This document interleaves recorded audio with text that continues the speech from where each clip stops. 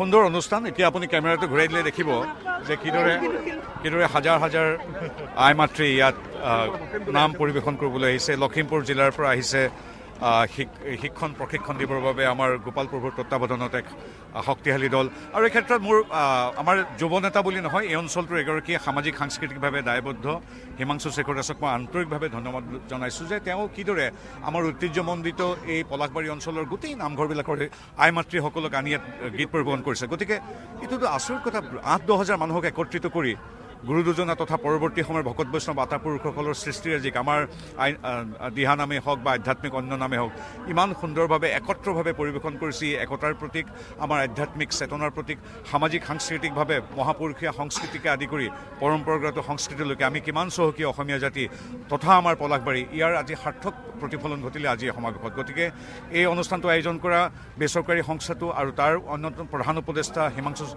শেখৰ বৈশ্যকে আদি কৰি সকলো আমাৰ আই মাতৃক মই ধন্যবাদ জনাইছোঁ, অভিনন্দন জনাইছোঁ, ৰাইজৰ শ্ৰীচৰণত প্ৰণাম জনাইছোঁ।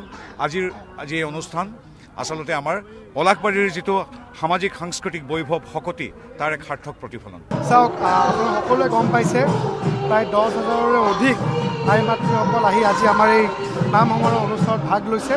দক্ষিণ কামৰূপ জিলা তথা পলাশবাৰী সমষ্টিত পোনপ্ৰথমবাৰৰ বাবে এই অনুষ্ঠান আজি আয়োজিত হৈছে। মই পোনপ্ৰথমতে এই অনুষ্ঠানত যোগদান কৰা আই মাতৃসকলক আপোনালোক সংবাদ মাধ্যমৰ জৰিয়তে অশেষ ধন্যবাদ আৰু কৃতজ্ঞতা জ্ঞাপন কৰিছোঁ। তেখেতসকল অবিহনে এই অনুষ্ঠানটো কেতিয়াও সম্ভৱ নহ'লহেঁতেন। আমি যোৱা 2 মাহ ধৰি বিভিন্ন পঞ্চায়তত, বিভিন্ন গাঁৱত, বিভিন্ন আঞ্চলিকত আমি প্ৰশিক্ষণৰ জৰিয়তে, জনসম্পৰ্কৰ জৰিয়তে এই অনুষ্ঠানটোৰ কাৰণে আমি প্ৰস্তুতি চলাই আছিলোঁ। আমাৰ সন্মানীয় সুদূৰ লখিমপুৰৰ পৰা অহা গোপাল প্ৰভু ডাঙৰীয়াই এই অনুষ্ঠানটো আমাক সম্পূৰ্ণ তেখেতৰ পৃষ্ঠপোষকতাত আমি অনুষ্ঠিত কৰিবলৈ সক্ষম হৈছোঁ। আমাৰ পলাশবাৰী সমষ্টিৰ জনকল্যাণ মঞ্চৰ নেতৃত্বত জনকল্যাণ মঞ্চৰ সকলো সদস্যই এই অনুষ্ঠানটো অনুষ্ঠিত কৰাৰ ক্ষেত্ৰত যি সহযোগিতা কৰিছে সকলোকে মই আপোনালোকৰ জৰিয়তে ধন্যবাদ জনাইছোঁ। আৰু মই ভাবোঁ যে এইটো আমাৰ দক্ষিণ কামৰূপ জিলা তথা পলাশবাৰী সমষ্টিত এক অভিলেখ সৃষ্টি হৈছে। যদিও আমি আনুষ্ঠানিকভাৱে কোনো এনেকুৱা ব্যৱস্থা কৰা নাই। আগতে আজি যিসকল ব্যক্তি আহিছে কৈছে যে আগতে এনেকুৱা আধ্যাত্মিক অনুষ্ঠান, এনেকুৱা নামৰ অনুষ্ঠান আমাৰ এই পলাশবাৰী সমষ্টিত কেতিয়াও অনুষ্ঠিত হোৱা নাছিলে। আৰু বহুত ব্যক্তিয়ে চকুৰ পানী ওলাই আশীৰ্বাদ দি আমাক গৈছে। মই ভাবোঁ আপোনালোকৰো সহযোগিতাই বহুত আমাক সুবিধা কৰি দিছে। আগন্তুক দিনবিলাকত যাতে আমি এনেধৰণে আৰু ৰাইজৰ কাৰণে তথা আমাৰ ধৰ্মীয় অনুষ্ঠানসমূহক যাতে আমি সংৰক্ষিত কৰাৰ ক্ষেত্ৰত, কৃষ্টি সংস্কৃতিক জীয়াই ৰখাৰ ক্ষেত্ৰত আমি কাম কৰি যাব পাৰোঁ আৰু তাৰে যাতে আপোনালোকে আমাক সহযোগিতা আৰু সাহস দিব পাৰে, মই তাৰে কামনা কৰিলোঁ।